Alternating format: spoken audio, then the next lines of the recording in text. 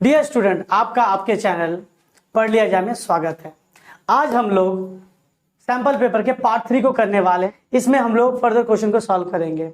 मैं इस चैनल में एजुकेशन रिलेटेड वीडियो बनाता हूं। Sample paper, questions, introduction of chapters को सॉल्व कर और कुछ इंपॉर्टेंट सवाल को सॉल्व करने की कोशिश करता हूं, जिससे कि आप लोगों के लिए थोड़ा फायदा और आसानी मिल जाए और अच्छे मार्क्स स्कोर कर पाए। तो चलिए आगे के हम लोग वीडियो को बढ़ाते हुए जाते हैं, लेकिन उससे पहले छोटी बात बताना चाहूंगा। अगर आपके पास सैंपल पेपर अभी तक नहीं है सीबीएसई के द्वारा जो प्रचालित किया गया है, तो आप उसे इस डिस्क्रिप्शन लिंक में जाके डाउनलोड कर सकते हैं और आगे वीडियो को शेयर करने ना भूलें। तो चलिए आप पढ़ लिया जाए। स्टूडेंट, आप क्वेश्चन स्क्रीन पे देख पा रहे हैं। 21 नंबर क्वेश्चन है और जो कि पार्ट बी का पहला क्वेश्चन है वो सॉल्व करने जा रहे हैं। देखते हैं। अगर आपने इसके पहले की वीडियो नहीं देखी है तो आप जाके देख सकते हैं, मेरे चैनल में सारी वीडियो अपलोड की हुई है। चलिए 21 नंबर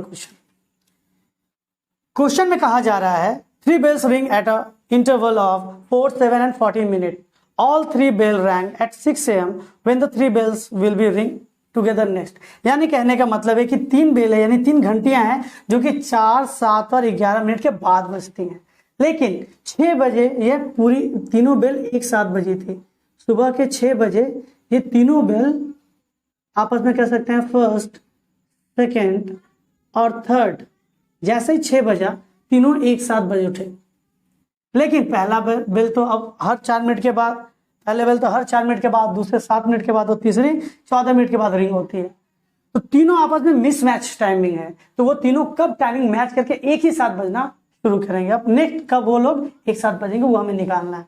तो जब इस तरह के सवाल हो, पहले बेल में देखो हमें क्या कहा गया है, 4 minute, 7 minute and 14 minute.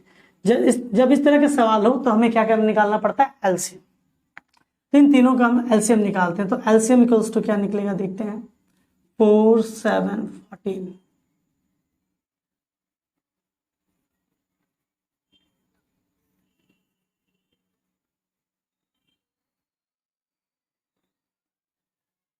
So LCM is equals to 2 into 7 into 2, 28 minute. इसका अर्थ यह हुआ कि ये बेल 28 मिनट बाद तीनों एक साथ बजेंगे, एक साथ।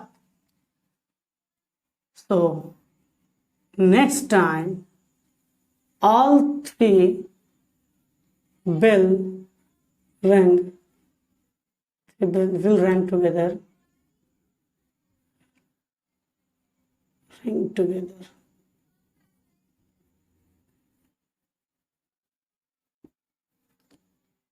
(6 AM plus 28 minute. 28 required answer हो गया। देखो बच्चों, 22 नंबर क्वेश्चन आपका स्क्रीन में ऑलरेडी आ चुका है, आप देख रहे हैं। Find the point x axis which is equi distance from point 2, -2 and -4, 2। कहने का मतलब क्या है? कहने का मतलब है कि एक पॉइंट है जो कि इस पॉइंट पे है 2, -2 और एक वैल्यू क्या है -4, 2, -4, 2। हमें निकालना है एक point. Find the point on x axis. X axis पे कोई पॉइंट है जो कि दोनों से इक्वी डिस्टेंस, कहीं पर भी कोई पॉइंट हो सकती है। इस पॉइंट को नाम ले देते हैं ए, इसके बी और ये। तो अगर ये एक्स एक्सिस पे है, लिखेंगे point P, let point P is on x axis. तो पी का कोऑर्डिनेट क्या होगा, एक्स, वाई। एक्स एक्सिस पे तो एक्स की वैल्यू कुछ होगी, लेकिन वाई की वैल्यू क्या होगी, 0। अब ये मिड पॉइंट पे है तो इसका वैल्यू क्या होगा, तो इसका वैल्यू निकालते हैं x, 0। तो p का x कोऑर्डिनेट की वैल्यू होगी x1 + y1/2 -4 + 2/2। मिड पॉइंट का फॉर्मूला लग गया और -2/2 वैल्यू है -1। तो p का कोऑर्डिनेट का वैल्यू हो गया x, y था। हमें पता नहीं था वैल्यू p का x का, तो वैल्यू क्या निकला -1, और y का वैल्यू क्या निकला है, हमको ऑलरेडी पता है x एक्सिस पे तो y की वैल्यू 0 होगी। तो उस पॉइंट की वैल्यू क्या है, -1, 0। जो कि ए और बी से इक्वी डिस्टेंस है। ये वो हमारा रिक्वायर्ड आंसर। देखिए क्वेश्चन हमारे स्क्रीन पे है, वो है 22 का और नंबर सवाल। इसमें क्या कहा गया, पी का कोऑर्डिनेट दे दिया गया है -2 5 और क्यू की कोऑर्डिनेट दे दी गई है 3,2। Find the coordinate of point R on P Q such that P R equal to 2 QR। सबसे पहले हम लोग गिवन लिखते हैं क्योंकि डेटा इसमें बहुत सारा दिया हुआ है। तो गिवन अगर देखा जाए तो P की वैल्यू क्या है -2, 5। Q की वैल्यू क्या है 3,2। Find the coordinate on point R। R का हमें कोऑर्डिनेट चाहिए। सपोज की कोऑर्डिनेट क्या है x, y, इसे हमें चाहिए, इसलिए लिख they find PQ on PQ है। ये क्या है ऑन PQ यानी उसी स्ट्रेट लाइन के ऊपर है। Such that PR is equal to 2QR। ये मेरा गिवन डेटा है। सॉल्यूशन, तो चलिए किसका पहले एक रफली डायग्राम हो जाए। एक को माना मैंने P, एक को माना मैंने Q। ये एक स्ट्रेट लाइन है, भले दिख ना रही हो, स्ट्रेट लाइन ही समझते हैं। -2, 5। Q पॉइंट की वैल्यू है 3,2। R पॉइंट कहीं पर भी होगा x, y। गिवन डेटा ये बहुत इंपॉर्टेंट है। PR is equal to 2QR।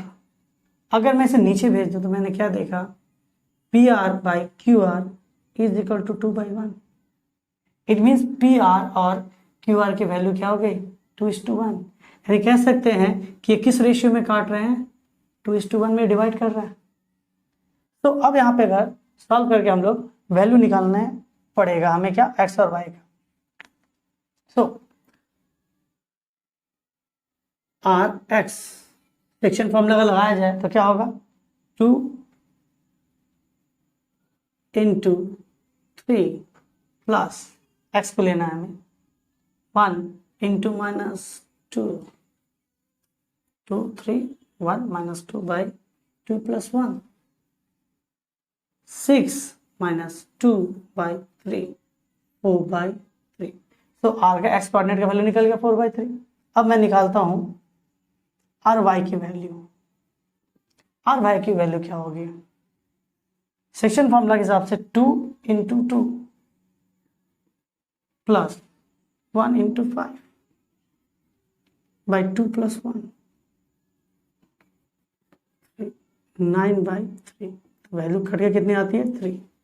तो R की जो कोऑर्डिनेट थी x, R की जो कोऑर्डिनेट थी x, y हमने निकाल लिया। R की x का वैल्यू क्या हो गया 4/3, y की वैल्यू 3। 4/3, 3 required answer. चलिए 23 नंबर हम लोग क्वेश्चन बनाते हैं। गिवन डेटा में क्या दिया है, find the quadratic polynomial whose zeroes are. यानी जीरोज को हम एक अल्फा मानते हैं, एक को क्या मानते हैं बीटा। तो गिवन डेटा में लिखते हैं given alpha is equals to 5 - 3√2 and 5 + 3√2। ये दो डेटा दिया गया है, हमसे उसका क्वाड्रेटिक इक्वेशन पूछा गया है। इक्वेशन की फॉर्मूला क्या होती है, तो सबसे पहले सम ऑफ रूट का वैल्यू निकाला जाए। Solution 5 - 3√2 plus 5 + 3√2। 5 - 3√2 plus 5 + 3√2। Value cut गई, वैल्यू क्या निकली 10। एक और वैल्यू निकालनी पड़ेगी हमें alpha × beta. 5 - 3√2 5 + 3√2। a - b a + b formula होता है इसका a² - b²। 25 3² 9 - 2 × 2 18। So required equation क्या होगा, हम लोगों को पता होता है x² minus sum of roots into x plus product of root is equals to 0। अगर मैं यहाँ पे वैल्यू पुटअप करूँ तो मुझे क्या दिखता है, alpha plus beta 10 x plus 7 is equals to 0। ये हो गया रिक्वायर्ड क्वाड्रेटिक इक्वेशन। देखिए क्वेश्चन नंबर 24 ये आपका एक कंस्ट्रक्शन है, तो इसे हम स्किप कर देते हैं, वो आप एनसीईआरटी देख के कर लीजिए। अब करते हैं क्या, क्वेश्चन नंबर 25। क्वेश्चन नंबर 25 में गिवन क्या दिया हुआ है, गिवन डेट आप स्क्रीन पे देख पा रहे हैं sums. tan a equals to 3/4। Find the value of, क्या निकालना है, 1/sin a, 1/sin a plus 1/cos। बनाने की इसकी बहुत सारी विधि है, एक आइडेंटिटी से भी है, लेकिन मैं इसे ट्रायंगल की विधि से बनाता हूं। सॉल्यूशन, गिवन मुझे क्या दिया है, गिवन दिया है tan a is equals to 3/4। So मैं इसे लिख क्या सकता हूं, मैं मान लेता हूं लेट, हमको पता है कि ये होती है किसके बराबर, परपेंडिकुलर बाई बेस के बराबर। तो लेट परपेंडिकुलर मैं मान लेता हूं 3x है और बेस किसी ट्रायंगल का क्या है, 4 है। एक रफली स्केच, ये दिखाना जरूरी है अगर आप किस ट्रायंगल के मेथड से करते हैं। तो परपेंडिकुलर के जगह पे 3x, बेस के जगह पे आप लिख देते हैं 4x। सो हाइपोटेनस क्या निकलेगा, by Pythagoras theorem.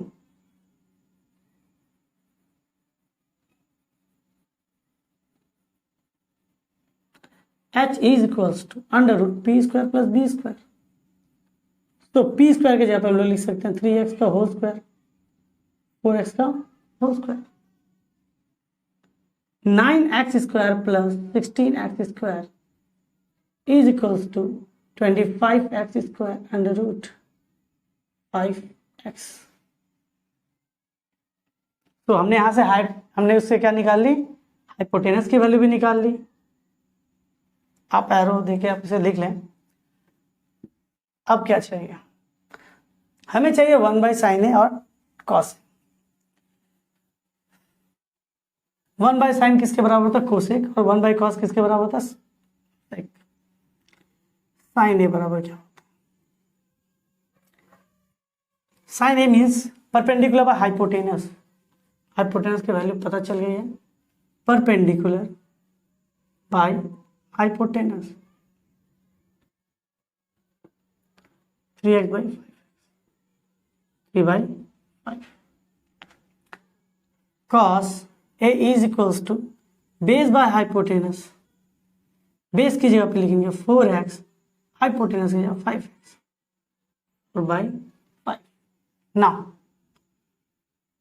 According to the problem हमें किसकी वैल्यू चाहिए, 1/sin a plus 1/cos a।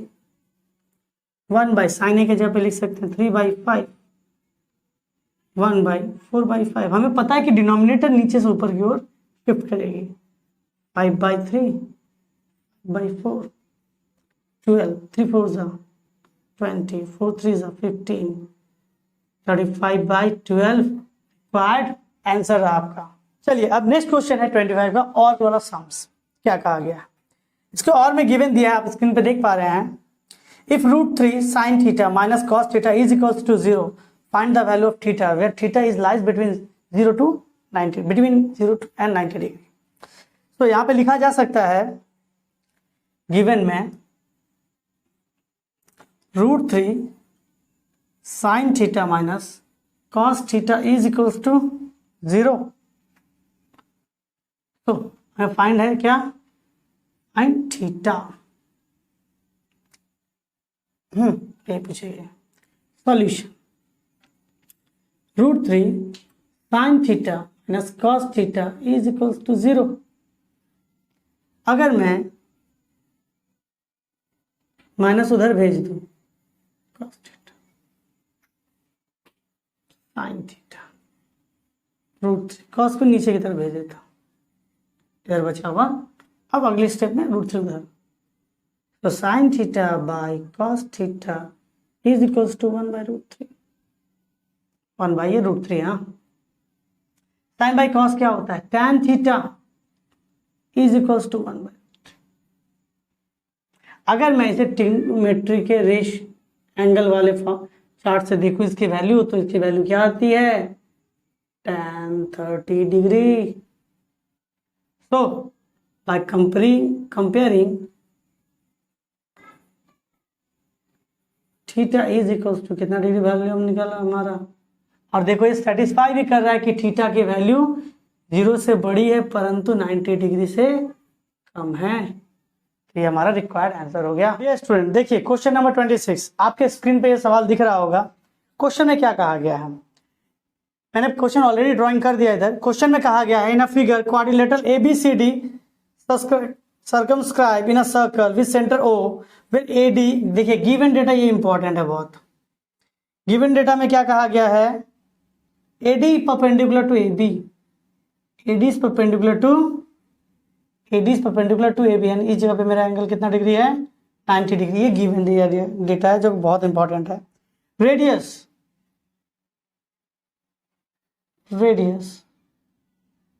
OS की वैल्यू कितनी दे दी गई है 10 सेंटीमीटर।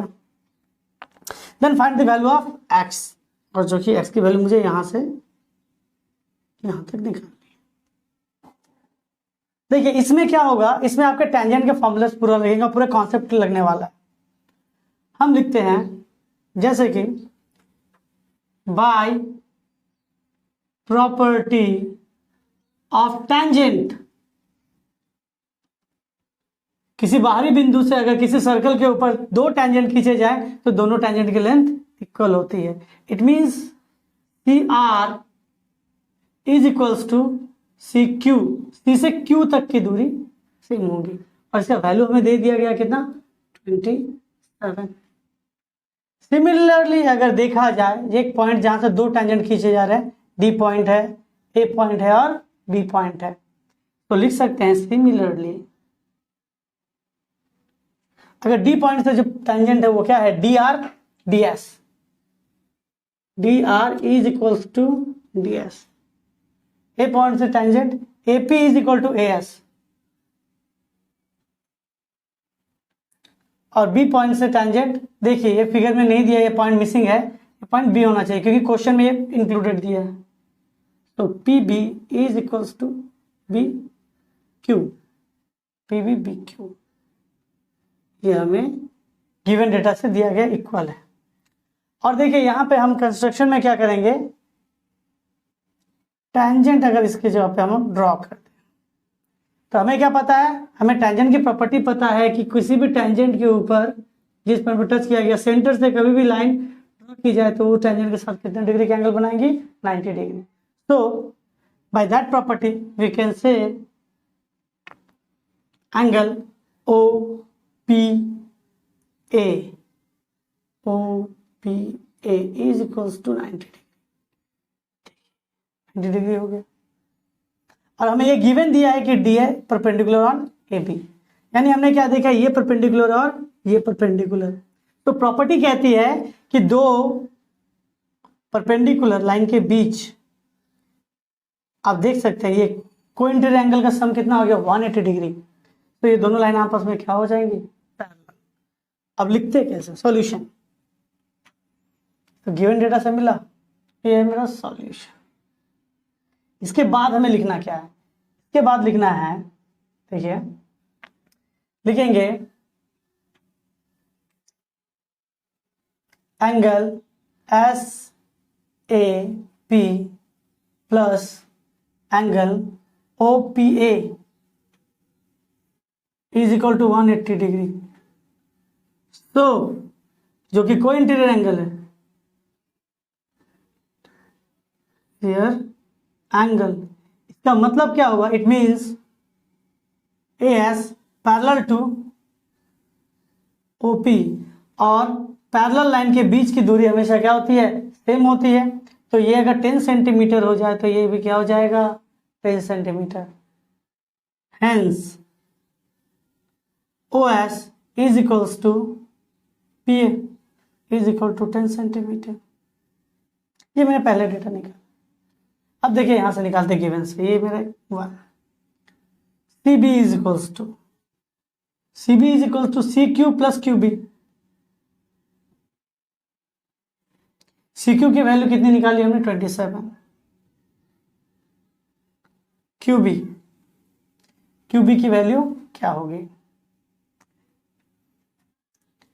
क्यू बी की वैल्यू आपकी हो गई यहां से QB की वैल्यू PB के बराबर है। QB की वैल्यू क्या हो गई? PB के बराबर है। और PB की वैल्यू आपकी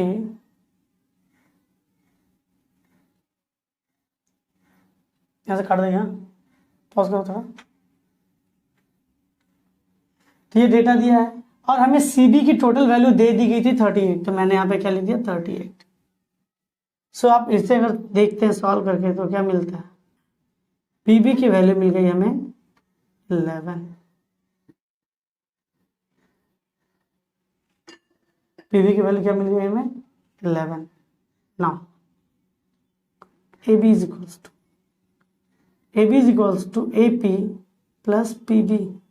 AP की वैल्यू 10, PB की वैल्यू 11, 21 सेंटीमीटर। यह है रिक्वायर्ड आंसर। डियर बच्चों, तो इस वीडियो में हम लोगों ने क्वेश्चन नंबर 26 तक सॉल्व किया है और बाकी के क्वेश्चन आने वाले अपकमिंग वीडियो में आप लोगों को मिल जाएंगे। तो हमें जरूर बताइएगा आपको ये वीडियो कैसी लग रही है और इसके लिए आप कमेंट हमें कर सकते हैं।